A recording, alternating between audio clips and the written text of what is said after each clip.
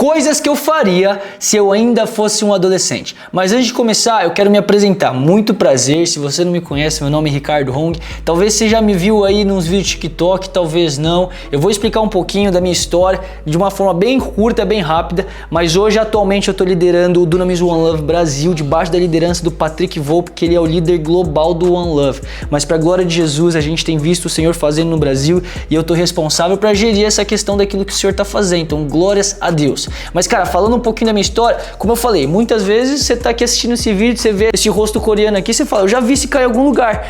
Talvez lá em 2022 você me viu ali no seu TikTok. E posso falar, aqui já é uma dica. E eu acho que talvez você vai pesquisar, você vai ver o que Jesus fez na minha vida. Porque hoje, atualmente, a galera vem com os vídeos, me mostra meus vídeos do passado, do velho homem. Às vezes a galera quer até ressuscitar o velho homem. Ó, Ricardo, o que é isso aqui? Eu falo, isso aqui já morreu, pode esquecer. Mas, cara, eu ficava fazendo TikTok. Então, na pandemia, eu era um cara que eu tava completamente imerso ali, começava a andar com os famosinhos, estourei, bati 1 milhão de seguidores no TikTok, 300 mil no Instagram. Hoje, agora, já parei com essa carreira, já não é pra mim. Então, cara, aqui já vai uma dica aqui pra você, uma observação, um parênteses fora daquilo que eu quero falar. Se você grava dancinha, meu irmão, você vai ver, daqui 5, 10 anos, você vai olhar para aquilo ali e fala, o que eu tava fazendo na minha vida? Então já é uma dica, porque eu tô passando essa vergonha hoje. Então, cara, já cancela aí, grava teus vídeos, é importante estar se posicionando na rede social, mas gravar dancinha, tipo... paia, não faz isso não faz isso. Tem um carioca aqui na minha frente ali, ó, de produção, depois vocês vão conhecer ele mais pra frente, o Arthur, ele fica fazendo dancinha de carioca. Eu falei, Arthur, não dá pra fazer essas coisas, mas enfim.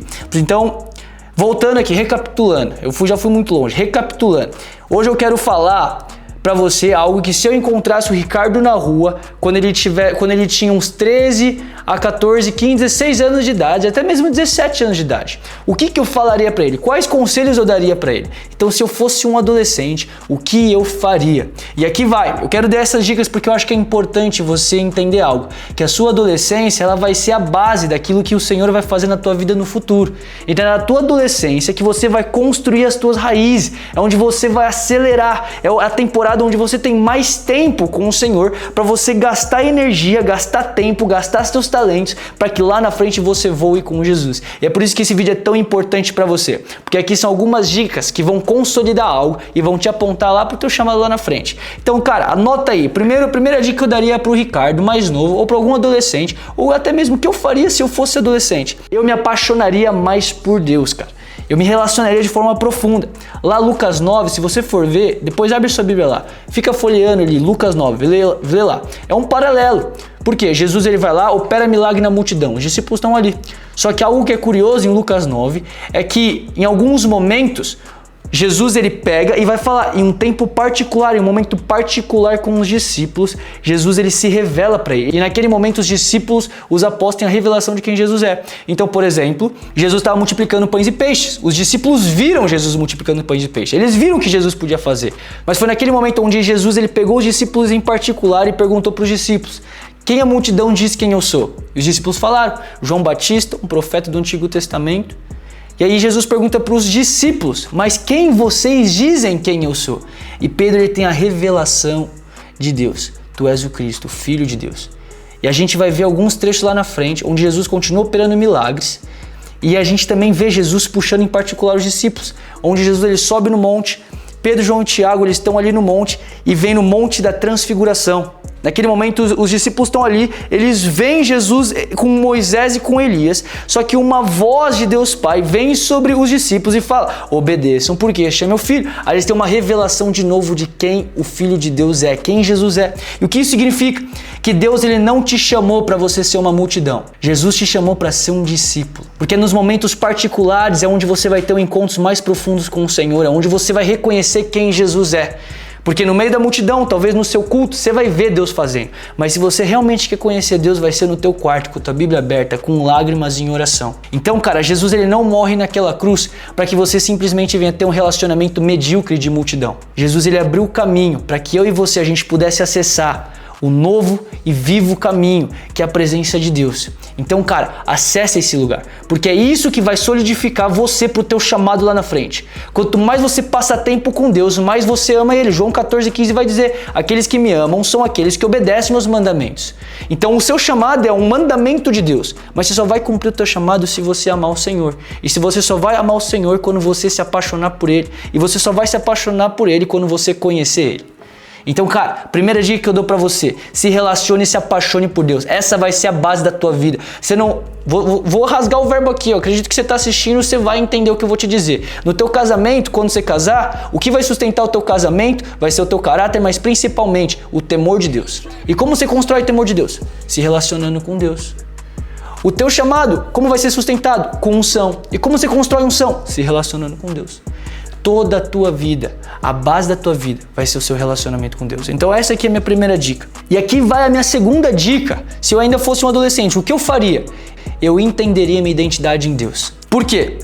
A gente precisa entender que muitas vezes, porque a gente não tem uma identidade firmada, a gente acaba cedendo a opiniões de outras pessoas. E quando a gente cede a opiniões de outras pessoas é porque a gente quer a aprovação delas. E a partir desse momento, a gente acaba dando a possibilidade de nos perder no meio do caminho da onde Deus está apontando a gente. Então, firmar uma identidade é muito importante. Quando vier uma tentação, uma aprovação, você sabe quem você é. Você sabe que você é filho de Deus. E aquela aprovação vai ser para um lugar de moldar de caráter, não para te matar e não para fazer algo ruim. Porque você sabe que você tem um pai. Quando você precisar de provisão financeira para o teu chamado, a tua identidade é o que vai te sustentar. É você entender: eu sou filho de Deus, Deus vai prover sobre a minha vida. Eu sou filho de Deus, Deus vai prover a unção. Eu sou filho de Deus, o mar vermelho vai se abrir. Então por isso que é tão importante você firmar sua identidade agora, para que você não venha ceder à aprovação do mundo, à aprovação das pessoas. Jesus mesmo, ali no deserto, ele teve uma prova de identidade. Deus Pai, no batismo de Jesus, abre os céus, Deus Pai fala com Jesus: este é meu filho amado em quem eu tenho prazer. Isso no começo do evangelho. Vira um capítulo para frente, a gente vai ver a tentação do deserto. A palavra de Deus vai dizer que o Espírito levou Jesus para o deserto e naquele momento Jesus foi tentado. E qual foi a primeira tentação que o diabo fez com Jesus? Se realmente tu és filho de Deus, transforma essa pedra em pão. Jesus estava em jejum no deserto. Então qual que foi a tentação? Se você realmente é filho de Deus, transforma essa pedra em pão. Só que Jesus, ele relembrou o que Deus falou para ele. A verdade de Deus tomou no coração de Jesus. E o que Jesus fala? Nem só de pão viverá o homem, mas de toda a palavra procedida da boca de Deus. O que Jesus está falando pro diabo? Eu não preciso provar nada pra ninguém não, cara. Eu não preciso provar nada pra você. Deus já falou quem eu sou e pra mim isso já basta. Eu vou seguir em direção do meu propósito. Eu tenho minha identidade firmada. Eu não devo nada pra você não, cara. Sai daqui. Então a identidade de Jesus fez com que ele permanecesse no propósito. Faz sentido? E um dos exemplos que a gente pode ter também é de Moisés. Só que a diferença entre Moisés e Jesus é que Jesus deixou com que a identidade dele viesse a ser formada, mas Moisés não. E o que aconteceu?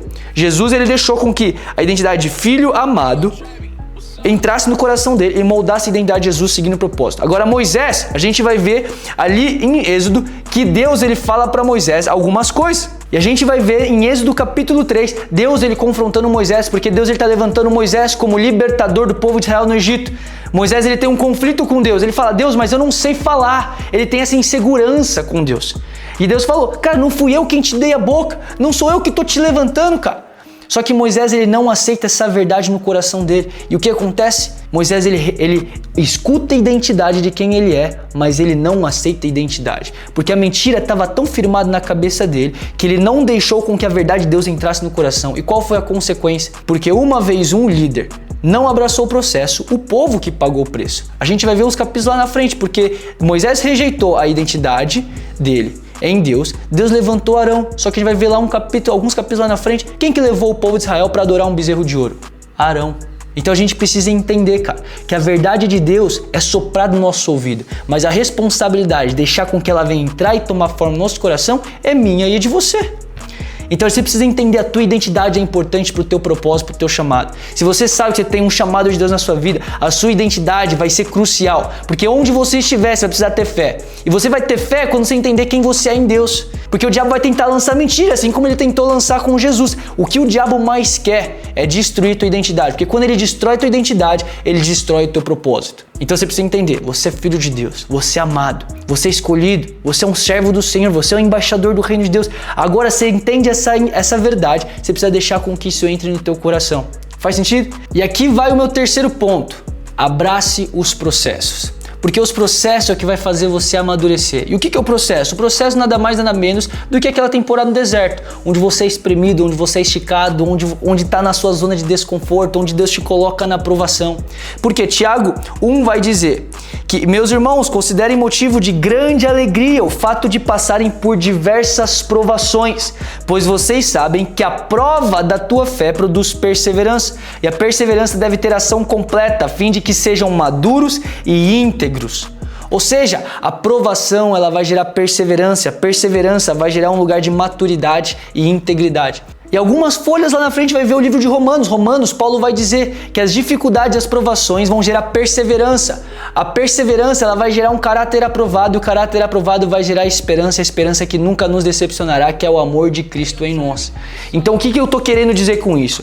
Que a aprovação, os processos, as dificuldades vão fazer com que você cresça, cara. Vão fazer com que seu caráter venha a ser moldado. Porque posso falar, lá na tua frente, o que vai sustentar o teu chamado a longo prazo não vai ser somente a unção, mas vai ser o caráter, o quanto que as pessoas vão confiar em você, o quanto que você vai ser um líder bom para as pessoas, porque a unção ela pode te garantir ali no púlpito no momento, mas o que vai te garantir fora do púlpito no teu chamado é o teu caráter. O que vai garantir você ali na tua vaga, na tua vaga no mercado de trabalho, ou talvez na tua faculdade, ou talvez até mesmo na sua escola.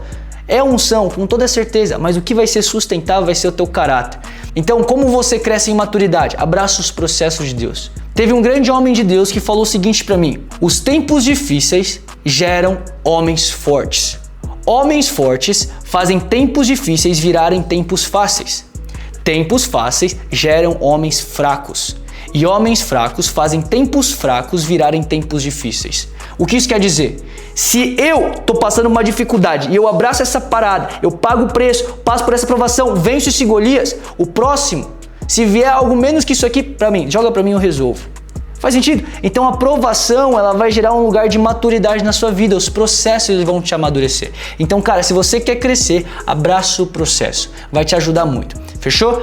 E a minha quarta e última dica para você: você não foi chamado para ser um termômetro, você foi chamado para ser um termostatus. Ricardo, como assim? Calma aí, eu vou te explicar. O termômetro, ele é usado, colocado ali debaixo do sovaco, ali debaixo de um ambiente, e ele é influenciado pelo ambiente. Então, se eu tô com uma febre no corpo, meu corpo tá com uma temperatura quente, o termômetro ele vai começar a modificar, ele vai começar a ser influenciado pela temperatura da onde ele tá tocando. Só que o termostatus é algo quando a gente coloca no ambiente e ele muda a temperatura do ambiente. Então você não foi chamado para ser influenciado pela tua escola, você foi chamado para influenciar a tua escola. Você carrega o reino de Deus, você carrega o poder explosivo do Espírito Santo dentro de você. Deus te chamou para grande comissão, cara. Você foi chamado para pregar o evangelho, para expandir o reino de Deus. E onde o reino de Deus está, a iniquidade não fica. O pecado vai embora, os coxos são curados, os surdos eles começam a ouvir, os cegos eles começam a ver. Então onde o reino de Deus está, tudo é transformado. Então onde você está, cara, você precisa entender, eu preciso transformar esse ambiente com base nos princípios do reino de Deus. Onde eu tô, se o inferno tá, ele cai fora. Onde eu tô, se o pecado tá, ele cai fora. Onde eu tô, se os demônios estão nesse lugar, eles caem fora. Porque onde eu estou, a embaixada do reino, meu irmão. Então você precisa entender, você foi chamado para influenciar e não ser influenciado. Não seja influenciado pelos teus amigos, por conta até mesmo de uma falta de identidade. Não, influencia eles, prega o evangelho, ora por cura, transforma aquele ambiente. Não ceda à tentação, seja como Daniel na Babilônia, onde pela perseverança e pela busca dele pelo Senhor, pelo temor do Senhor, ele fez com que uma nação inteira reconhecesse quem Jesus era, quem Deus era. Seja Daniel no meio da Babilônia, não seja influenciado pelos padrões do mundo, mas deixe com que sua mente venha a ser renovado pelo Senhor. Então, cara, eu finalizo com isso aqui. Vá, influencie o ambiente que você está, trazendo o reino de Deus, andando no temor do Senhor, trazendo a palavra de Deus, o amor de Deus e o poder do Espírito Santo. Bom, então observando esses 4 pontos que eu falei para você, é o que eu faria se eu ainda fosse um adolescente. Porque se eu aplicasse essas 4 chaves, essas 4 dicas na minha adolescência, com toda certeza eu estaria muito mais longe hoje com a idade que eu tô. Então eu espero que essas dicas que eu dei pra você agora venha impactar a tua vida, que você venha tá com a idade ali de 20 anos, 21 anos voando com o Senhor. Porque se você aplicar isso na tua vida, com toda certeza você vai crescer em Deus, tá bom? Então, cara, já compartilha isso com os teus amigos que precisam ouvir isso, que vai edificar eles, já deixa o like, não se esquece de se inscrever também no nosso canal do YouTube, para que você venha ser abençoado com conteúdos como esse, tá bom? Então Deus te abençoe, até uma próxima.